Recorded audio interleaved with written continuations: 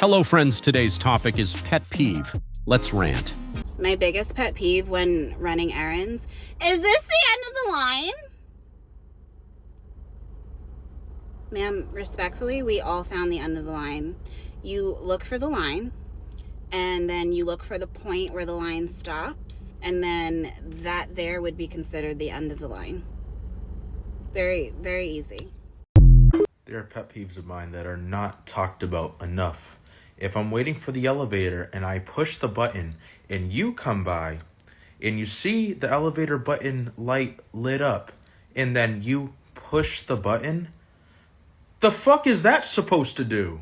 And similarly, let's just say if I live on, I don't know, the 15th floor, I start riding down to the lobby level and it takes a stop at the 6th floor. You get on the elevator, you see that the lobby is lit and you push, I already pushed the fucking button. Another one is when I'm hanging out with my buddy, the dog that I work with, and I come across a random person and they're like, oh, take that condescending ass tone the fuck away from my little homie. He is smart. He has learned words from me that were never taught to him at all. He's just that fucking brilliant. I literally have him on video where he will go out of his way to avoid hurting smaller animals. He just wants to play. But he realizes his size and he backs the fuck off. That's a level of empathy that so many of you fucking people don't fucking understand. Good things come in threes. So the last thing is going to be people that go up the escalator or down the escalator and they stand in the middle. Move out of the way. I shouldn't need to ask. Move your shit to the side so that way people who want to go up or down the escalator can fucking do so. I don't know, is it like an ego thing? Is it like a power thing where you have the power to determine whether or not I can get the fuck on with my life? And yes, you know what? It even goes for anybody from Boston, from the Boston area. This even goes for Porter Square. I run up the stairs at Porter Square. Sometimes I don't want to run up the stairs. I want to run up the escalator because I want an easier day. But so many of you just don't understand that the world is bigger than you. Am I making a big deal out of this when there's shit? Yeah, that's what I do. That's literally what I do. Whatever. What's more annoying when somebody's trying to get your attention? Poking you, whistling, or snapping their fingers? Like if they're trying to get your attention, like this right here, the poke,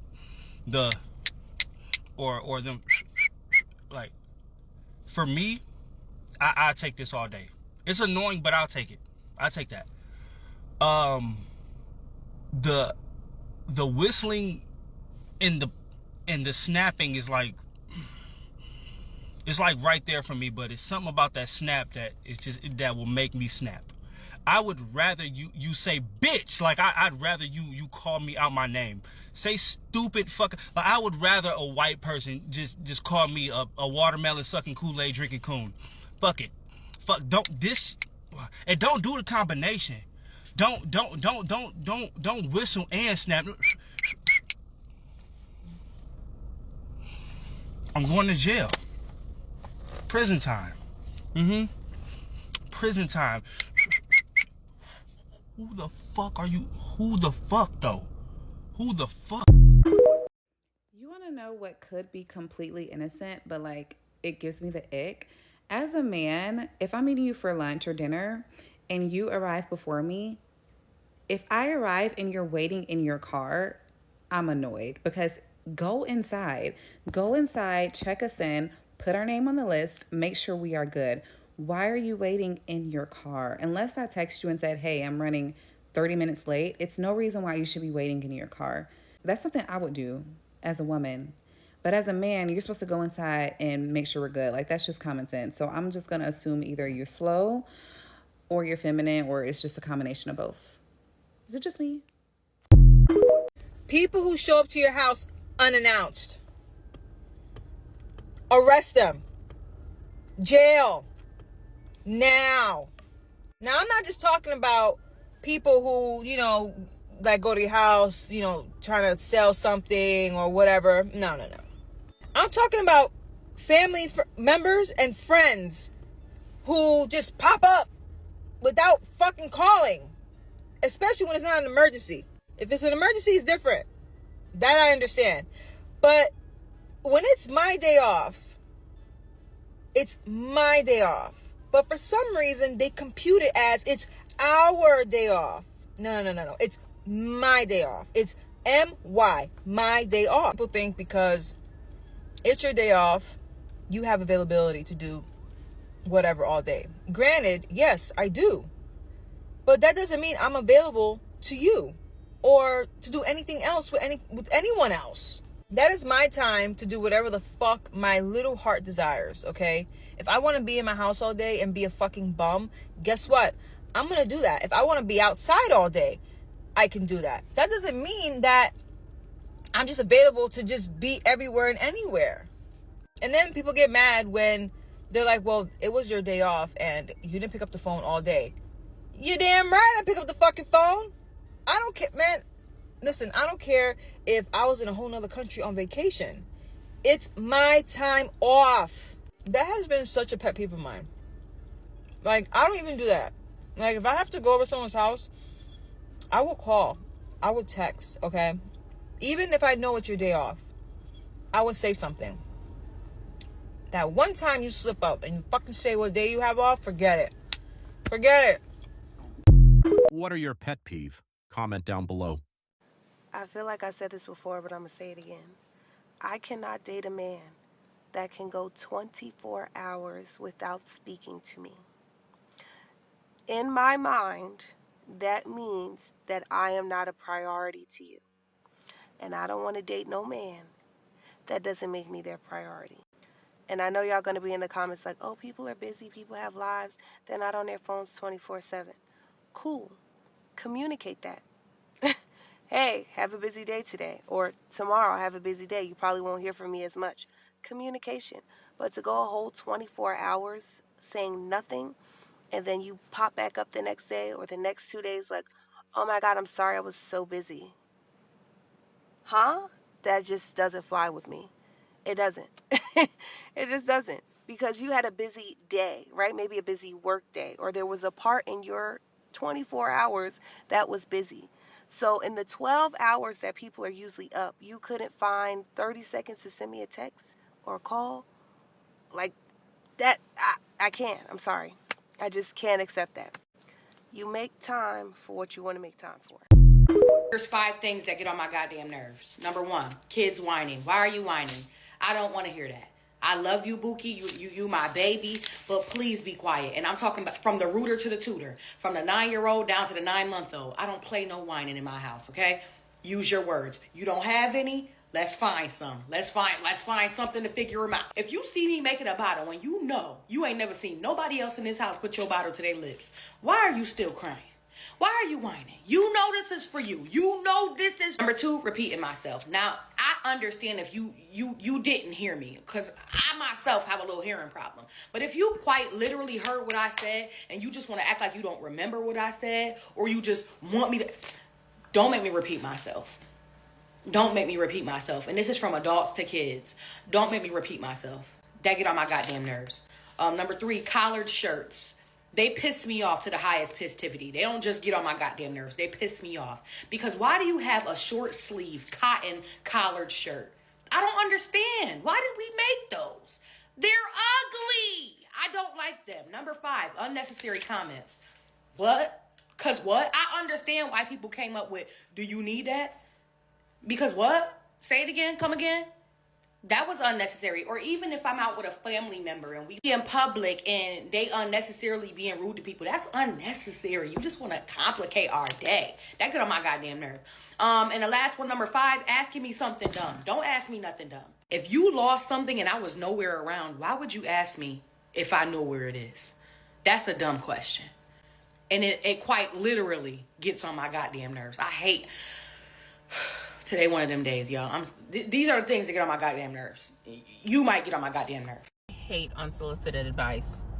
If I'm talking to you, especially if you ask me my business, if you didn't hear me ask you, so what you think? Or, I don't know, what would you do? You know, normal things that would indicate that someone is looking for your opinion, anything like that. Do you think I'm in a situation and I don't know or understand the situation that I'm in? Come on now, you want to know tea? Listen to tea. Unless I ask you, what should I do? What do I need to do? Do not tell me, because I will, dang, that's crazy, you to death in a conversation. I now allow people the space to say, hey, I either want you to listen or I'm looking for your opinion. I try to limit just yapping off at the mouth, because if I'm yapping off at the mouth and that person is not ready, they're simply not ready. Much like I know when I'm not ready.